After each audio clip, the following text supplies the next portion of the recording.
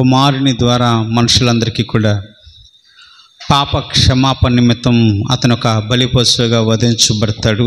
అనేక మంది పాప విమోచన కలిగినప్పుడు రక్షణ పొందుకుని వారు పాపపు జీవితాలను చాలించక దేవుని తట తిరుగుతారు. అనేక మందిని ఉద్ధరించడం కొరకు ప్రపంచాన్ని మొత్తం పరలోక రాజ్యం వైపు తిప్పడం కొరకు పరిశుద్ధుడైన దేవుని కుమారుడు భూమి మీదకి రాబోతున్నాడు అని అనేక మంది ప్రవక్తలు ప్రవచనాల ద్వారా ప్రకటిస్తూ వచ్చారు.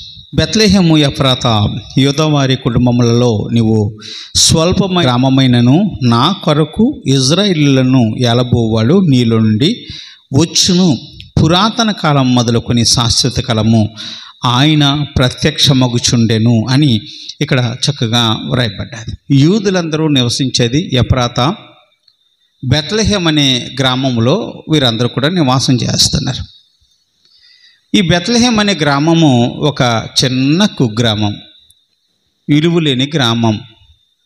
ఎవరన్నా ఆ ఊరికి వెళ్ళాలంటే ఎందుకులే ఎక్కడో మూలన ఉంటుంది ఆ గ్రామము, ఎందుకు పనిచేయని గ్రామము. ఆ గ్రామానికి వెళ్తే చాలా కష్టాలు పడాల్సి వస్తుంది. అక్కడ ఆదరించే వాళ్ళు ఉండరు, చూసేవాళ్ళు ఉండరు, మనం తెలిసిన వాళ్ళు ఎవరు లేరు, మనకి ఎందుకు వచ్చిన బాధలే అని ఆ గ్రామాన్ని ఒక చులకనగా చూస్తారు. ఎక్కడన్నా పెద్ద పెద్ద పట్టణాల్లో నివాసం చేయాలంటే, రాజభవంతుల్లో ఉండాలంటే ఇష్టపడతారు. కానీ ఎక్కడో మారుమూల గ్రామం, ఎక్కడో కుగ్రామం, చిన్న గ్రామం, విలువలేని గ్రామానికి వెళ్ళాలంటే ఎవరు ఇష్టపడరు.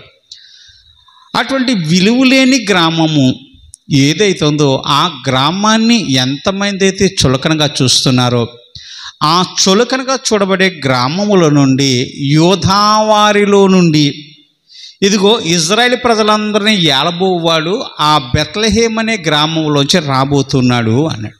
ఇప్పుడు యేసు ప్రభువారు మరి ఎక్కడ పుట్టారంటే యూదా దేశపు బెత్లెహేము అనే ప్రాంతంలో యేసు ప్రభువారు పుట్టారు. అంతకుముందు ఈ యూదా దేశపు బెత్లెహేం అనే గ్రామానికి విలువ లేదు.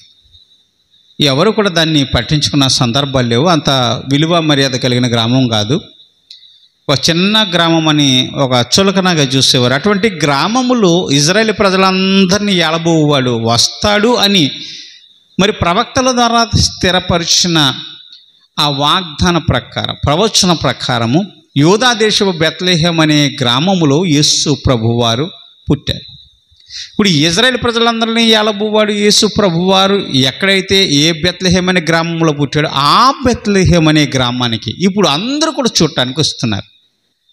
ఇప్పుడు పుట్టినవాడు ప్రపంచాన్ని సృష్టించిన సృష్టికర్త, యూదుల రాజుగా పుట్టినవాడు. ఆయన పాపులందరి కొరకు కూడా